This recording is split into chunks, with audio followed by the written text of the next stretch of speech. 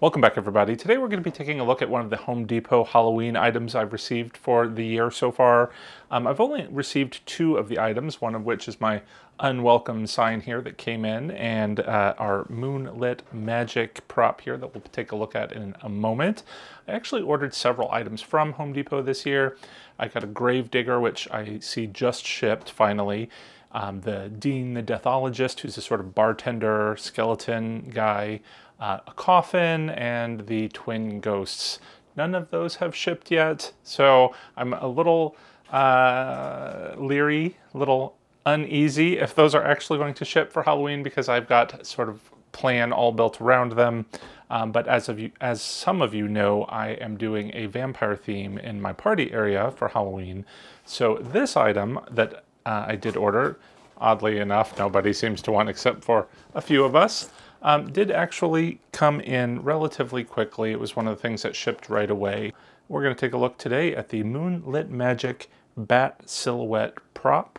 Again, this is going to go, I think, pretty well with my vampire theme. Just kind of set some mood and provide a little bit of lighting effect to kind of keep things interesting in my vampire area. We'll see, not really sure. But one thing that kind of concerned me, as you can see right off the bat, is that it's already, like, I have not opened this box. This is how I received it from Home Depot. Obviously they shipped it, I don't know, UPS probably. And they shipped it in the normal box that the prop comes in.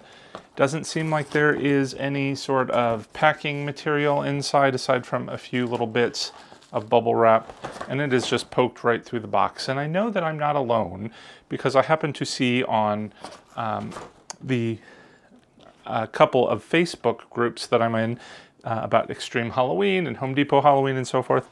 I saw one of them had a post about this specific prop, and a lot of people are receiving them like this. So just be leery of that, and if you do order this prop, you might want to have it shipped to the store and pick it up in person. Maybe you're going to avoid this. Hopefully there's no damage. Let's go ahead and open it up and find out. But first, if we want to take a look at the box itself, so on the other side, we have a different image. It is just a metal bat. It's supposed to have this sort of neon effect, and it's got the 2 wings that alternate in lighting, and it's supposed to look like it's a flapping wing effect. In fact, here on the box it says, "Wing lights alternate to simulate movement. Durable pre-wired metal frame, ground stakes included." It's 4.5 feet, and I kind of assumed from the description that is 4.5 feet wide, because usually they take the biggest dimension and advertise it. But it's actually 4.5 feet tall. The width is over 5 feet. It's 5.5 feet tall, wide, sorry. So it's going to have a pretty good presence. But let's go ahead and open it and see what's inside.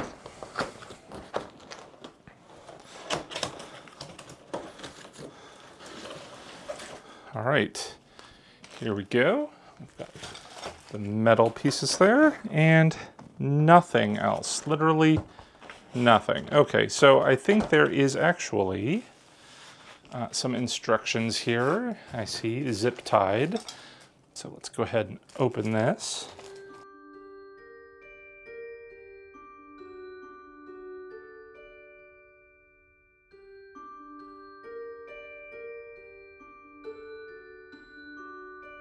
It looks like there's only 5 pieces. So we've got the bat body on a stand. It looks like we've got a base stand and a support rod. Other than that, we have the wing pieces, and there's 2 of those, and they're all wired together with the body piece. There are a number of tiny little cotter pins. So it looks like there's 1, 2, 3, 4, 5, 6 of those. And that's what's going to help us keep all of this together. We're supposed to first start with the base. All right, this is a little hard to do with this wire connecting things. I wish it had some plugs so we could plug or unplug the individual pieces as we try to assemble them. But they don't have that. So let's just try and do our best here. There are a couple of pins on the bottom. Hard to see there. And whoops, there we go. They're just going to slide into these holes on the base. They can actually only go in one direction. So we just slide it in, and then we take our support pole. There's also a edge, which you can kind of see there, goes in the base and in the top, and it's standing up. And this is where we use the cotter pins. There is a tiny little hole on the little post here where you can place that cotter pin through so it's not going to come apart. So we're going to put one at the top, one here at the bottom.